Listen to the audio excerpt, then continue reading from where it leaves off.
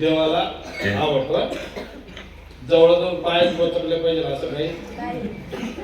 चला, आजचे कीर्तनकार हरिभक्त परायण शुभम महाराज, भूषण महाराज, वयमान होते भूषण महाराज चौगावकर, अतिशय सुंदर उत्तम अशा प्रकारची कीर्तन सेवा. आणि आता ह्या कालावधीत जर ऑब्झर्वेशन केलं महाराज तर आता तुमच्यासारखे कीर्तनकार चमकायला लागले. आदरणीय हरिभक्त परायण माझे परममित्र प्रथमेश महाराज झालं, तुम्ही झालं, असे आता हिरे या खानदेशातून एक एक रत्न एकेका तालुक्यातून जिल्ह्यातून निघायला लागलेले आहेत. आणि खरंच आज समाजात काळाला अशाच कीर्तनकारांची गरज आहे. आणि भविष्यात असं होणार आहे की जो अभ्यास करत, अभ्यास पूर्ण कीर्तनकार असेल तोच समाजात चालत. या कॅसेटीसला टिपण पाठ करत घर बशी जातील. उत्तम अशा प्रकारची सेवा केली. माझ्या एक फोनवर तुम्ही ओळख परिचय नसताना सुद्धा, आणि विशेष करून मी फोनवर सांगितलं होतं सर की 1 रुपया मिळणार नाही, 1 रुपया मिळणार नाही. आता पण ते जेवढे कीर्तनकार आले प्रत्येकाला मी फोन केला. बरं बाळांनो, तुमच्यासाठी सांगतो, प्रत्येक कीर्तनकाराला फोन केला, 1 रुपया मिळणार नाही, कीर्तन करा, कीर्तनाची सेवा घ्याल का.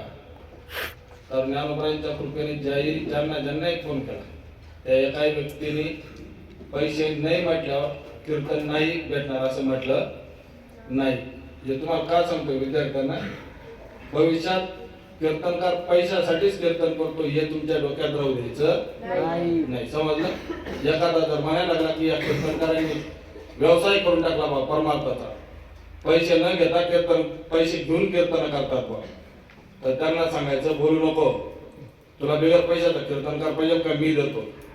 या महाराजांचा नंबर असू द्या, या महाराजांचा नंबर असू द्या. आता इथे फक्त जेवढे कीर्तनकार आले त्यांचे नंबर असू द्या आणि सांगा आमच्या शाळेत मोफत कीर्तन करणारे कीर्तनकार आम्ही डोळ्याने पाहिलेले आहे. परमार्थामध्ये लोकांना कलंकित करू नका. हा, इथं आल्यानंतर त्यांना काय द्यायचं तो भाग गहू नये, पण एका शब्दात विनामूल्य सेवा करण्यासाठी तयार झालेले महाराष्ट्रात अजून असे अनेक कीर्तनकार आहेत की त्यांना वाटतं की आपण काहीतरी देशाचं, देवाचं आणि धर्माचं देणं लागतो आणि आपण ते दिलं पाहिजे. असे अनेक लोक आहेत, पण काय आपली दृष्टी तिथपर्यंत पोहोचत नाही. आपण बघू शकत नाही चांगले लोक. आपण नेमका असे लोक पाहतो की ज्यांच्याकडे पाहिल्यानंतर आपल्याला आपला परमार्थ वाढत नाही, कमी होतो. आणि नेहमी अशा लोकांकडे बघायचं की ज्यांच्याकडे पाहिल्यानंतर आपली प्रगती झाली पाहिजे. आपल्या प्रगतीत कमीपणा व्हायला नको. महाराज आतापर्यंत आलेले सर्वच कीर्तनकारांचे मी मनापासून धन्यवाद व्यक्त करतो. त्यांनी एका शब्दापर्यंत आले त्याबद्दल गुरुकुल परिवाराच्या वतीने मी महाराजांचा ऋणनिर्देश व्यक्त करतो. असंच प्रेम आमच्या शाळेवर, आमच्या मुलांवर आणि आमच्यावर असू द्यावं. ज्या वेळेस भविष्यात आम्हाला असं काहीतरी स्तुत्य उपक्रम करावा असा वाटला तर निश्चितच आम्ही तुम्हाला फोन करू, आम्ही हात देऊ. त्या हाकेला नक्की तुम्ही साथ द्याल अशी अपेक्षा ठेवतो. पुनश्च एकदा गुरुकुल परिवाराच्या वतीने महाराजांचा ऋणनिर्देश व्यक्त करतो. हे दोघं आहेत ना, आमच्या आयर सरांचे आई वडील आहेत. त्यांचं आयुष्य पूर्ण कष्टामध्ये गेलेले आहे. लोकांची मोलमजुरी केली, मोलमजुरी करून मुलगा शिकवला आणि त्या मुलांनी हे वैभव निर्माण केलेलं आहे.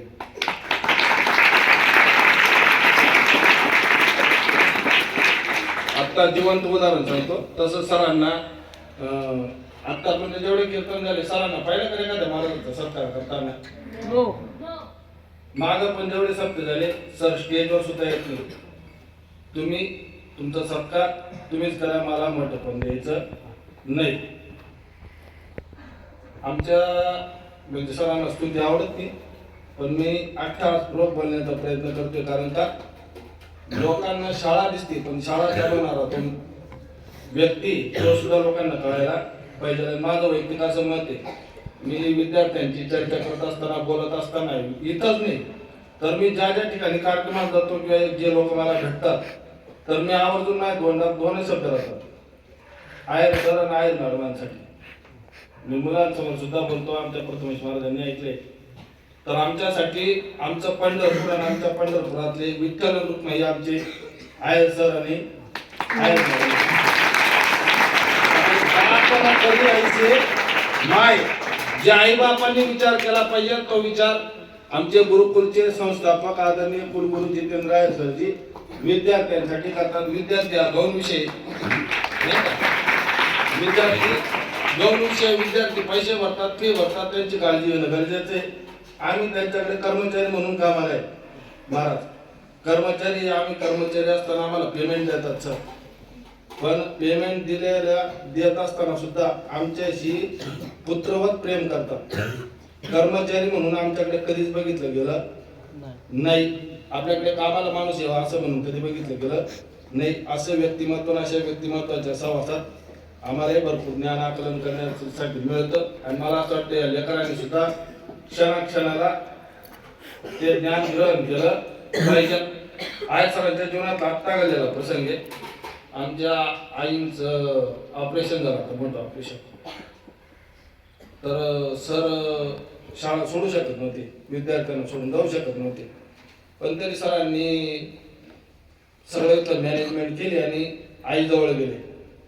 आईला पाहायला, आईजवळ थांबू बा 8-10 दिवस, तिथं सेवा करू. इथलं म्हणजे का सोपवलं की तुम्ही बघा बा. पण तिथं गेल्यावर सर ज्यावेळेला आईजवळ गेले तर आईच्या मुखातले उद्गार आहेत. आईने सांगितलं, बेटा मी आज नाही तर उद्या बरीच होऊन जाईल, पण तू आज जे काम हातात घेतलेले, ज्या मुलांची जबाबदारी तुझ्यावर आहे, तू ते मुलं, त्या मुलांसाठी तू आई बाप आहे, ते मुलं सोडून माझ्याजवळ थांबू.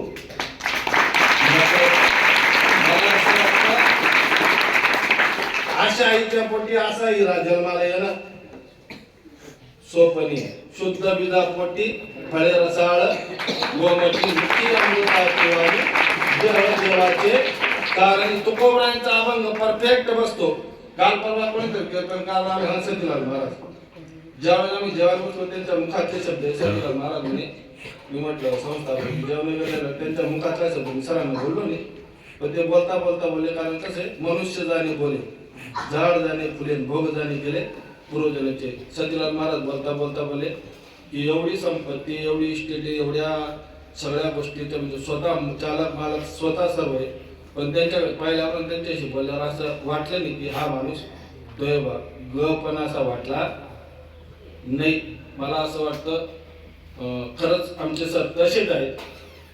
आणि याची जाणीव सगळ्या विद्यार्थ्यांना झाली पाहिजे. मी क्लासमध्ये सुद्धा विद्यार्थ्यांना सांगितलं होतं की हा जो खर्च केलाय सरांनी, हा खर्च किती केलाय, किती काय देताय, किती खर्च लागतोय, आणि हा सर्व खर्च तुमच्यासाठी. तुम्ही याचा इतका लाभ घेतला पाहिजे, इतका फायदा करून घेतला पाहिजे की त्याचा तुम्हाला आत्ता तर फायदा होतोच आहे, भविष्यात सुद्धा त्याचा फायदा झाल्याशिवाय राहणार